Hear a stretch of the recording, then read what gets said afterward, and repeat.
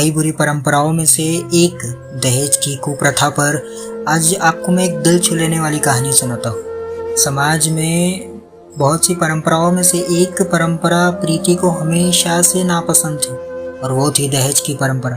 प्रीति बहुत ही संस्कारी और छोटे बड़े सबका आदर करने वाली लड़की थी, लेकिन दहेज परंपरा के कारण वो कितना भी प्रयास कर ले ससुराल वालों का आदर नहीं कर पाती थी। प्रीति एक सीधी सादी लड़की थी, लेकिन थोड़ी सी डरपोक स्वभाव की थी। आजकल की लड़कियों से बिल्कुल अलग थी। उसका मानना था कि किसी पर भी अन्याय नहीं होना चाहिए और नहीं सहना चाहिए।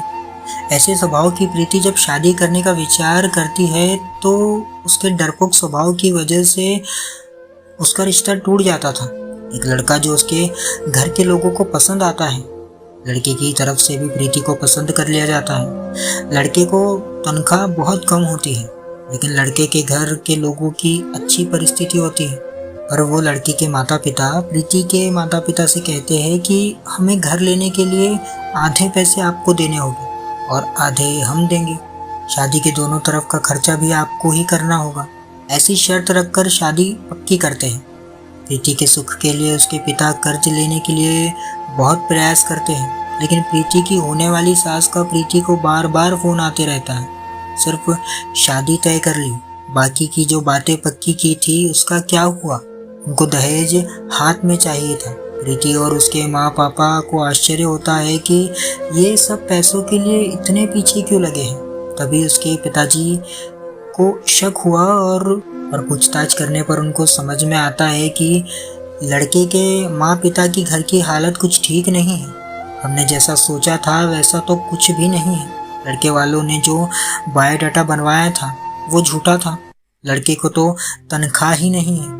लड़के के पिता जैसे तैसे काम करके उसका खर्चा चलाते हैं। ये सब मालूम होने पर क्या करूँ ये उनकी समझ में ही नहीं आ रहा था, क्योंकि शादी तोड़ नहीं सकते थे। सगाई हो चुकी थी और अब शादी तोड़ी तो समाज में बदनामी होगी और फिर से लड़की की शादी होनी बहुत मुश्किल हो जाएगी। इस डर से उन्होंने भी शादी तोड़ने का विचार मन से ही निकाल दिया और उसमें सकारात्मक बाजू देखकर, जैसे लड़का होशियार है तो जिंदगी में भागदौड़ करके जिंदगी में अच्छी नौकरी पा ही लेगा और लड़की को सुखी रखेगा। जो हमने आधे पैसे फ्लैट के लिए दिए हैं वह लड़की को ही तो मिलेंगे।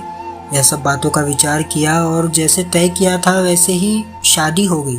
प्रीति के पिता ने दोनों तरफ शादी का खर्चा भी उठाया और लड़के के पिता को दहेज की रकम भी दी।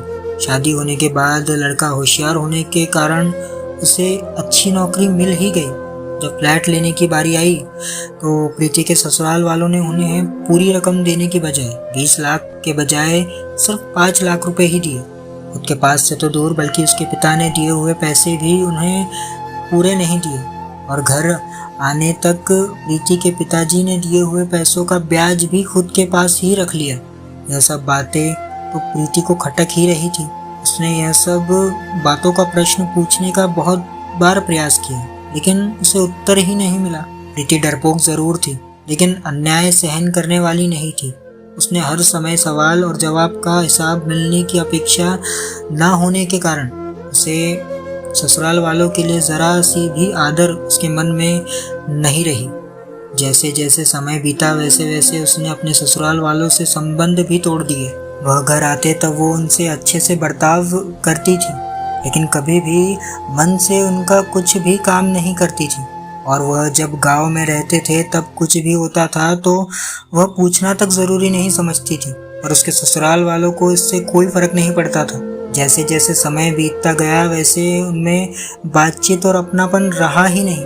रिश्तों में दूरियां आने लगी। सच में दहेज के कारण रिश्ते टूट जाते हैं, तो दहेज लेना कहाँ तक सही है?